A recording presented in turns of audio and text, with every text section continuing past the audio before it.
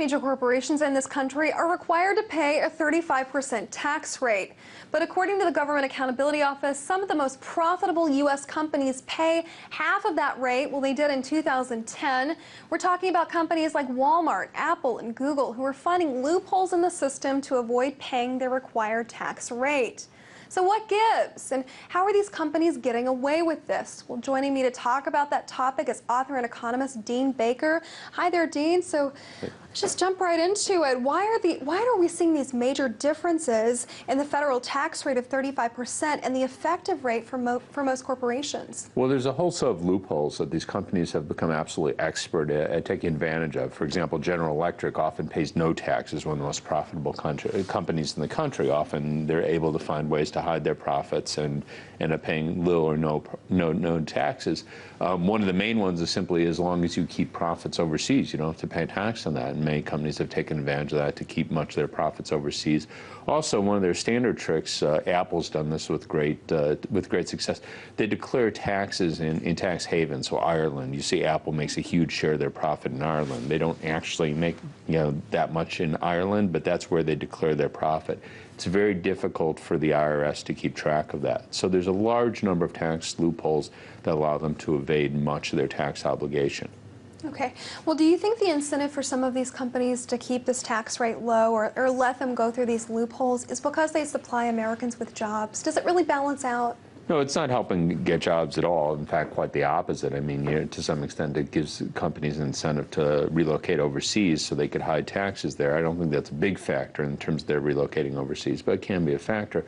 But the idea that somehow they wouldn't give us jobs if they paid a higher tax rate. In fact, if you look historically, you actually had much higher rates of investment back in the 70s when they were paying much higher taxes. So there's just really no story there whatsoever. I mean, what you can say is it's good not to have companies waste a lot of resources trying to game the system. So the idea of perhaps having a somewhat lower rate that actually was enforced, if instead of having 35%, we had 30, 28, I don't know what the magic number is, but you got rid of much of the loopholes, I think that would be a huge winner. But it's a very, very difficult thing to negotiate because all the loopholes are real money for people.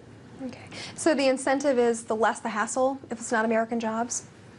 That's right. Well, there's nothing here about jobs. It really is just that companies don't want to give up their tax breaks. And obviously, they have a lot of political power. It's very hard to work on an arrangement where they're going to do that. Okay. Well, how does this affect the average everyday American? If they're paying this low tax rate, I mean, who's picking up the slack? Well, the rest of us are, obviously. So the point is there's less money. You could think of it however you like, that the rest of us have to pay more in taxes. Alternatively, we're getting less in government services than would otherwise be the case. Now, at the moment, we're not really limited by that in the sense that if the deficit were twice as large, we'd be fine. We don't really need to balance the budget. But if one thinks over a long run, if we're getting less from the corporations, that has to somehow be made up from the rest of us. What does this say about our tax system? If this is legal, they're doing it legally, what does that say about us? Yeah, well, it's not the way you want to run your country. I mean, you want to have taxes that people actually take seriously, and that whatever rate you have, whether it's 35, whether it's 28, whatever it might be, you'd want to think that's what people are actually paying, not basically they pay what they feel like paying. Okay. What would be a fair system? Break this down for me. Well, there's two ways you can go. One of the proposals a lot of people have been putting forward is something that's done at the state level where companies pay a share of their profit depending on where their sales are. So a big issue, again, is this foreign issue. So if you say, 40% of your sales are in the United States, we don't care where you say your profits are. We're going to treat 40% of that as being in the United States, and you're going to pay tax on 40% of your profits. That's a relatively simple way to go. As I say, a number of state governments already have systems like that for state tax. That would be doable. The other thing that I think is very interesting, it's an old proposal, goes way back to E.F. Schumacher. I think it was in the 60s that he wrote about this, where he said, why don't we let companies out of the tax altogether? We'll let them give us a percent of their stock. Let's say it's 20%, I'm pulling a number out of the air. Give us 20% of your stock, non-voting, and we get treated exactly the way your shareholders get treated. That way it removes any possibility of hiding your money here or there, because if you're paying out dividends, if your shareholders are getting the money, the government's getting the money.